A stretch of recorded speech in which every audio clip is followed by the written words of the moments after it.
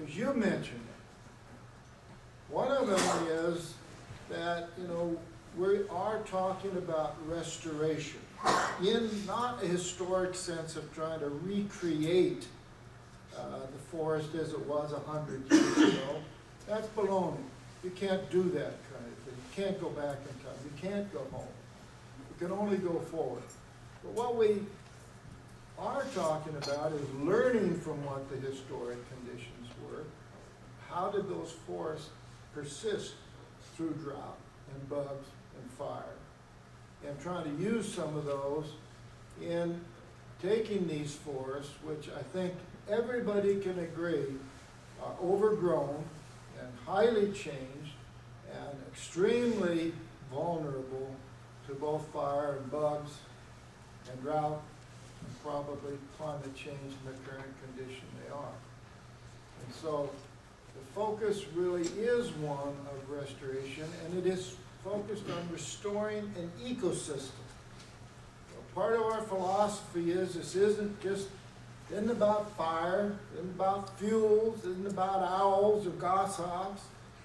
It isn't about timber. It is about an ecosystem and trying to restore that ecosystem to a condition where, in fact, it has a prayer of being able to resist and to recover from disturbances when they come along, and provide for that full array of goods and services, benefits that we were getting from those forests, including, of course, wood and habitat for biological diversity. Obviously, in the process of doing that, we're going to deal with the issues of fuels and fire.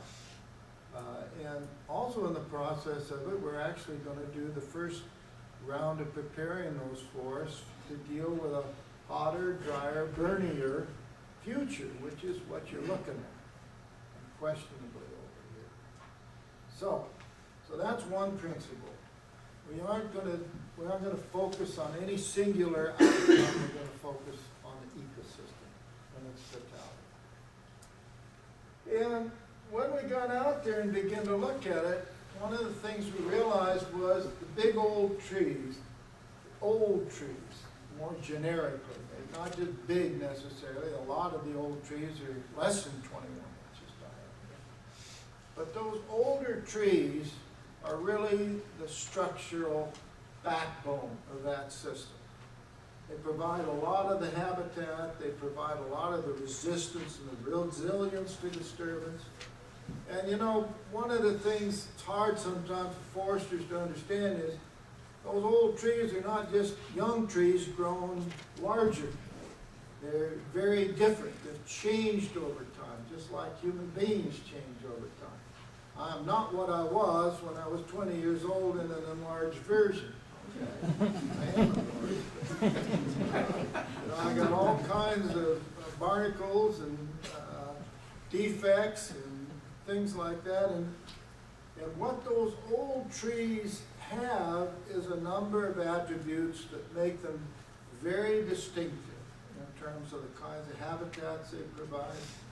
That what a biologist would tell you is those big old trees provide niches for a huge array of organisms. And of course we know they've got thick bark, they're resistant, and we know that they've got a lot more heartwood, and we know that that means you got a different kind of a snag, and it decays differently when it's down on the forest floor. So when we started our prescriptions in restoration, what we started with was first principle. You know what, we're going to leave those older trees. We're going to leave all of those older trees because basically, you know, the populations of those trees has been dramatically reduced. That's what we went after. That's what we went after. And so one of the things we're going to do is we're going to keep the ones we've got. And we're not just going to leave them, but we're also going to try to nurture them, try to increase their potential to survive. We do that by removing the fuels from around those trees. We do that by removing the competition from around those trees. So they have a chance of living out what their life lifespan would probably have been if we hadn't densified those forests and filled them up full of white firs, for example. So that's where we start. And then we basically look at that forest and do a partial cutting. I don't even want to call it a thinning because it's a hell of a lot more sophisticated than traditional thinning. Basically, we go into those stands. We have 3 objectives. And we're trying to do all 3 simultaneously, but there's trade-offs among them. One of the things we want to do is we want to reduce the density of those forests. We know that the densities they've got are not sustainable. So we want to reduce the density. We would like, as a result of our treatment, for the average diameter of that stand to be bigger when we leave it than it was when we started. So we're going to tend to take the smaller and medium-sized trees rather than big trees. And the third thing we want to do is we want to shift the composition back towards the more fire and drought tolerant trees, the pines, if you've got them, larches, for examples, and away from particularly the grand fir or white fir, whatever you want to call it here, the true fir in any case, which obviously, you know, is one of the biggest problems that we have in terms of competition and in terms of fuels. If God had decided he wanted to design a fuel ladder, he would have come up with a grand fir, okay? It's the ultimate fuel ladder to get fire from the ground into the crowns of the big trees. So what we do is basically we treat stands to try to achieve those 3 objectives, but you know, there's a lot of flexibility in your objectives for each of those and the emphasis that you put on each of them. The other thing that we want to do is we don't want a uniform stand. We don't want, you know, like industry would want a bunch of trees in rows, uniformly spaced, uniform size. We don't want that. Natural stands have a lot of spatial heterogeneity. They're extremely diverse in terms of how the structures are arranged. In other words, if you think about the structure of a forest, you can think about the pieces. There's trees, different species and different sizes and conditions. There's snags, there's logs, understory conditions. So, you know, there are all those individual pieces, but you also have to think about how are they arranged in space? Are they kind of aggregated? Are they uniform? And it's, you can think of it like, you know, we've got an arrangement of our structure, our chairs here. It's very efficient for what we're doing here, but it's a very different way than we might arrange the furniture if we were interested in casual conversation, for example. Okay, so you can think of it that way if you want to. So one of the things we want to do is we don't want uniform outcomes.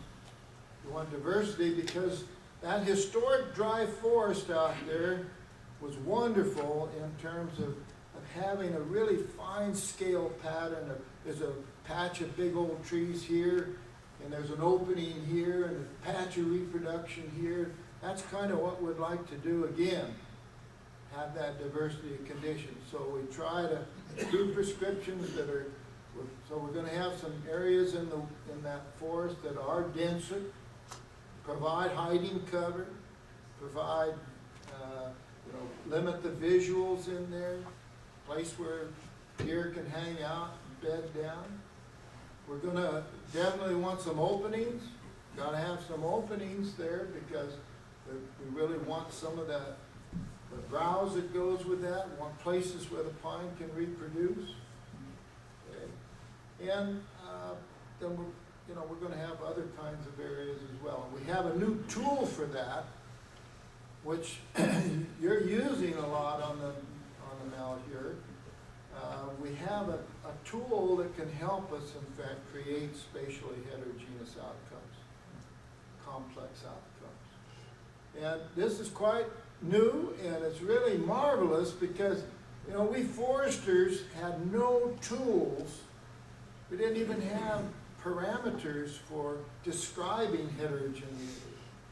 And a couple of youngsters have come up with an approach which is quantifiable, which is teachable, which is replicable, and produces that kind of spatially complex outcome that we want.